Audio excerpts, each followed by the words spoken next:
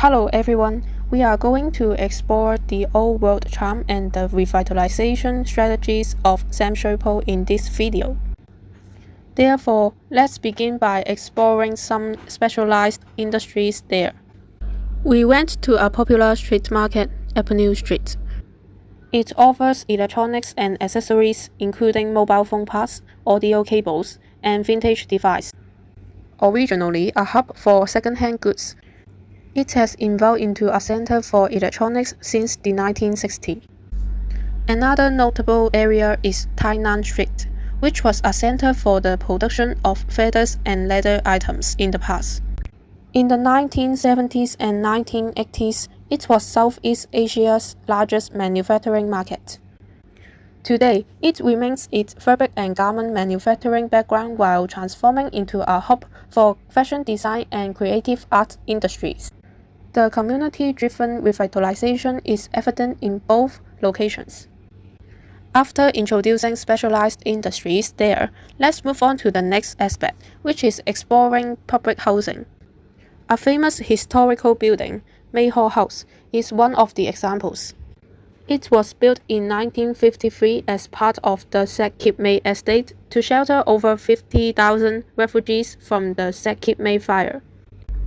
In 1954, it was rebuilt as a resettlement block to provide for nearly 58,000 homeless people a stable housing to live in. In 2013, it was revitalized into a youth hostel and museum. The current exhibition, Memories of Our Days, includes two thematic areas that highlight life in the 1950s and 1960s. Other historical sites, such as the Sam Shui Po police station, also show the housing revitalization.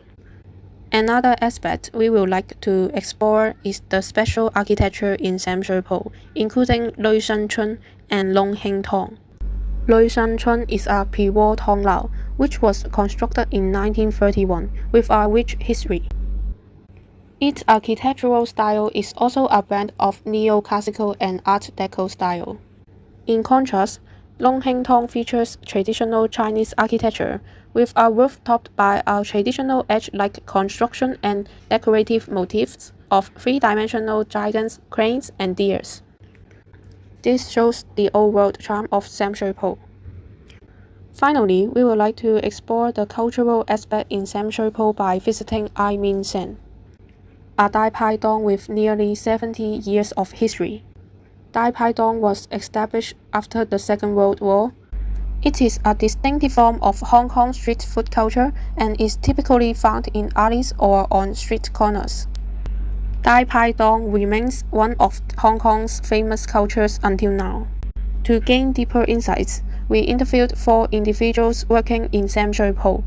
The first one was a woman employed at an electronics store who shared that深水埗係一個舊區嘅城市啦，老人家比較多啦，同埋啲平民嘅嘢比較多啦。咁多數如果購物商場嘅嗰啲都係賣啲電腦用品啊嗰啲出名啦。咁而家都比較淡靜㗎啦，比以前淡靜啲生意係，同埋有好多食嘢嘅地方啦，有好多人都會嚟呢度食嘢啦，係咁多啦。知道時間啦，或者係下課啦，我好開心亦都好榮幸咧，可以從陳偉邦到今次活動。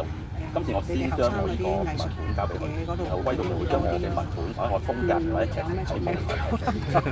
重建即係你講舊區重建，都 OK 嘅，咁可以俾啲年青人有多啲地方可以去嗰度做啲 art 嗰啲嘢咯。成個大世界都唔會而家個經濟環境㗎啦，係啊，比以前差好多。Next, a South Asian woman working at a street store mentioned that 熱鬧啲咯，多人流咁樣咯，同埋咩人都有咁樣咯。深水埗多啲人嚟就玩具街咯，因為咩又中秋節啊，咩節咩你得見到依家又 Halloween 係咪先？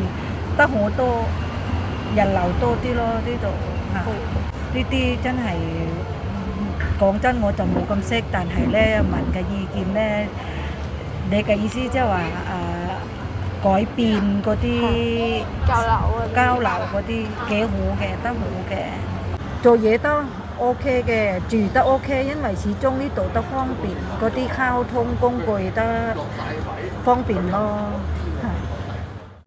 Additionally, the owner of a film shop near Long Heng Tong stated that 舊區嗰個人就係舊區，然後我嘅同即係一個住開嘅地方。印象嚟講就比其他地方就當然深水埗就冇咁先進。深水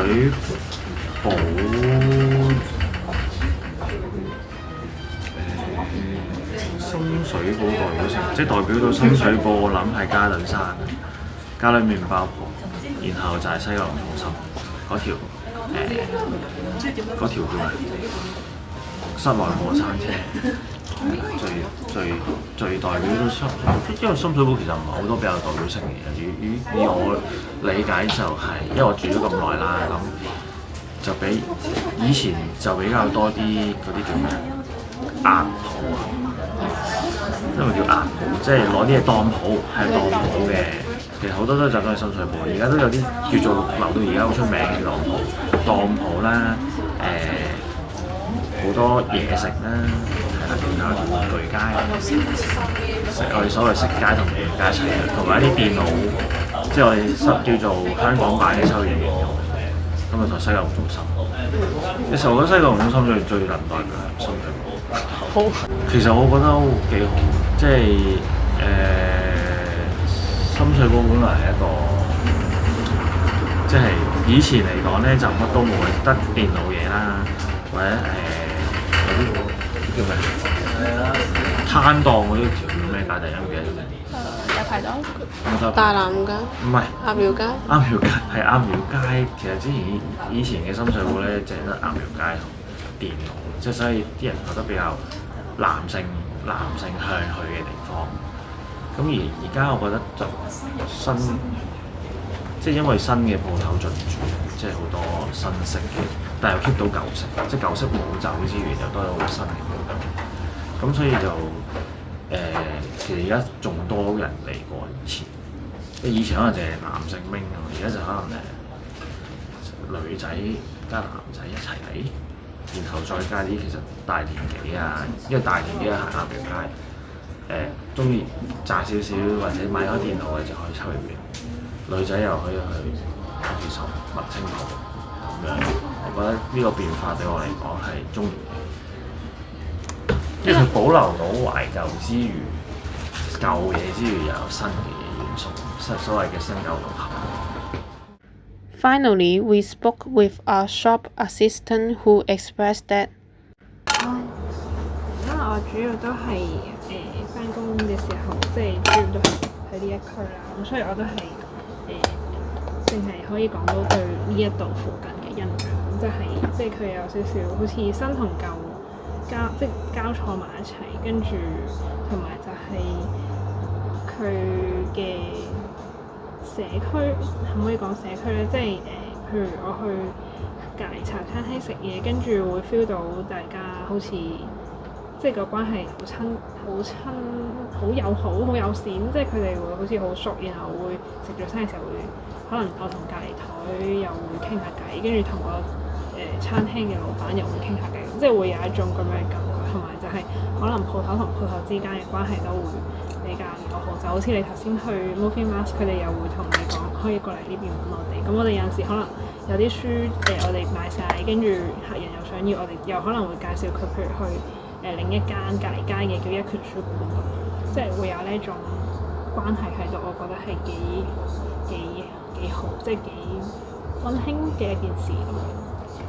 你可能未必會諗到喺一個書店會有咁多 figure 啦，又或者可能你轉個彎，突然之間有間鋪頭係賣一啲舊物啊，譬如前少少嗰間文化屋雜貨鋪，跟住即係會有好多呢啲鋪頭仔，但係你又估唔到佢又係穿插或者夾雜咗喺啲布行啊、一啲五金店賣嘅中間咁，我就覺得呢個係深水埗幾有趣嘅一個算唔算文化咧？一個特質咁樣咯。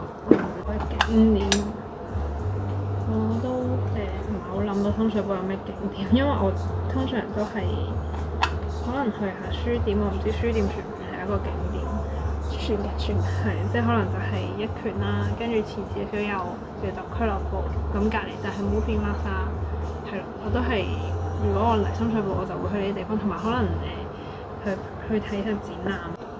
我諗最大嘅變化可能幾年前佢係一個所謂嘅文青嘅地方，即係好多咖啡店啊咁樣，但係呢幾年就係好多呢啲鋪頭其實好似都坐唔住，然後就搬走咗或者執咗咁樣咯。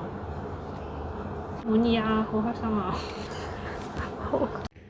！That's all of our exploration of Sam Shui Po.